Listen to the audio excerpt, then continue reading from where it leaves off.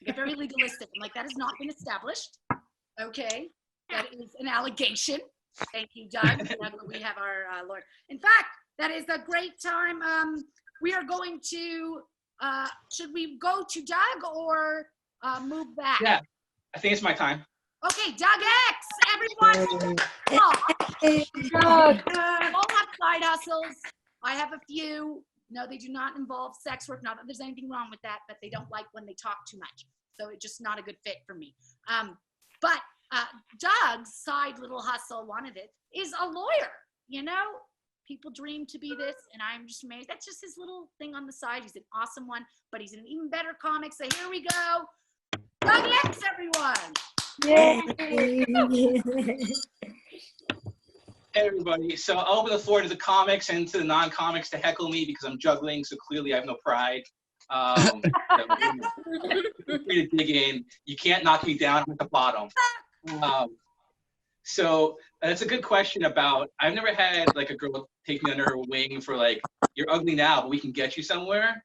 But I was dating this woman for about 2 months, and she was beautiful because she had a lot of work done. And I think that's great because I'm not shallow. Like, I don't care how you got beautiful. Man-made.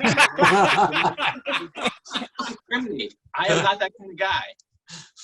I don't care what size your breast size once were. I care what they are now. I'm a little Anyway, so she invited me to go to a wedding in her hometown of Chicago. So shout out for all you Midwesterners. And I was like, cool, yeah, sure. And she goes, but I'm gonna have to buy you a suit. You don't have a suit. And I'm like, I literally wear a suit every day for work. And she goes, I mean a real suit. Oh. Oh. I still don't know what the fuck that means.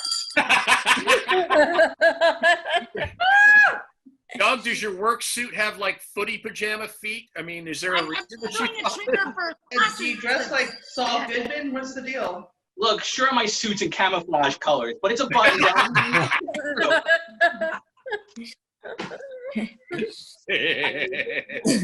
Like a bouquet in the pocket that squirts, you know, water. But I mean, you know, anyway.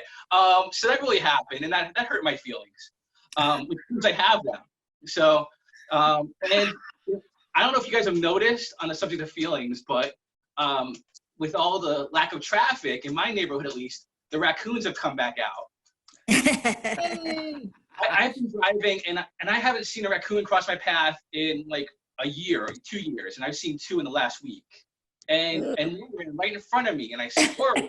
The instinct was just a swerve, and luckily there was no car in the lane. I just swerved to avoid hitting it, as opposed, and I was very happy with that because my reaction was to swerve and not speed up.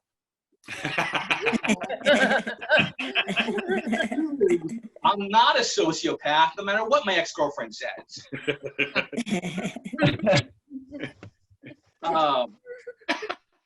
So I have been thinking about dating, you know, and that's a step up for me because I kind of figured that dating was over before the virus hit. But I think the virus actually, it's like, you know how you get a negative force, combine negative force, and equilibrium shifts back? I think that the death of dating for everyone else has opened up possibilities for me and hope.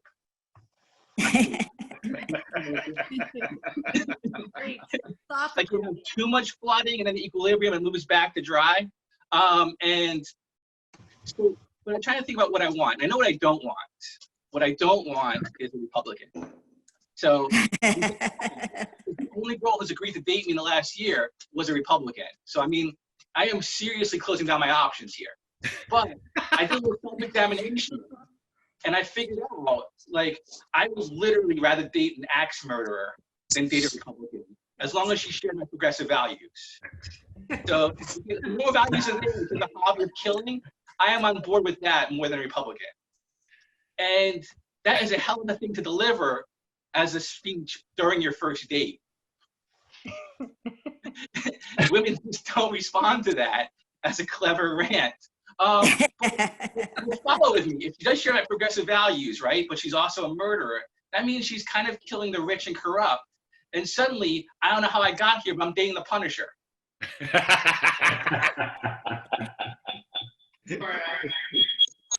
I don't even like the Punisher as a comic book. He's like my 105th top superhero.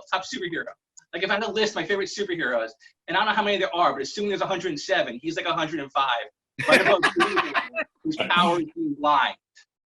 Like, I prefer Puck, whose power is being a dwarf, than the Punisher, whose power is guns. But somehow, that became my ideal girlfriend. I don't know what's going on with my life. Anyway, that's all I got. I'll give back to Goldie, our amazing host. Doug X,